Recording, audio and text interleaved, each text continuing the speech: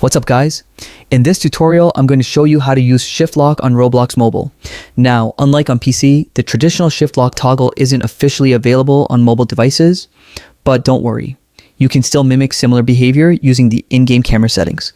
I'll walk you through it step by step so you can get better control over your character.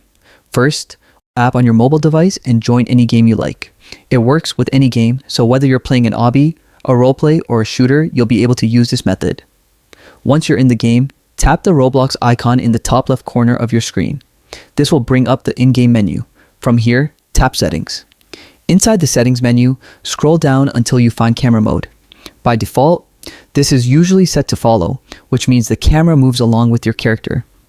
While this works fine for casual gameplay, it's not ideal if you want a shift lock style experience because the camera can feel a little unstable when you're moving fast or turning quickly.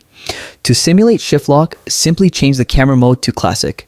When classic is enabled, the camera stays fixed directly behind your character, giving you a more stable and centered view. This setup makes it feel closer to the shift lock you would have on PC. You won't get a toggle key to switch it on and off like on desktop, but the fixed camera angle really helps with precision, especially in games that require accurate movement, aiming, or navigating tricky obstacles. You can also adjust the sensitivity settings in the same menu to make the camera feel smoother and easier to control while in classic mode.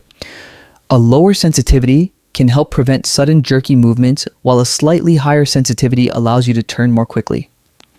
Experiment with these settings until it feels just right for your style of gameplay. And that's basically it. You can enjoy a more PC-like experience on Roblox mobile and have better control over your character's movements. I hope this tutorial helped you out. If you have any questions or want me to show other Roblox mobile tips, leave a comment down below.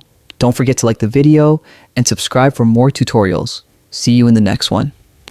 Happy gaming!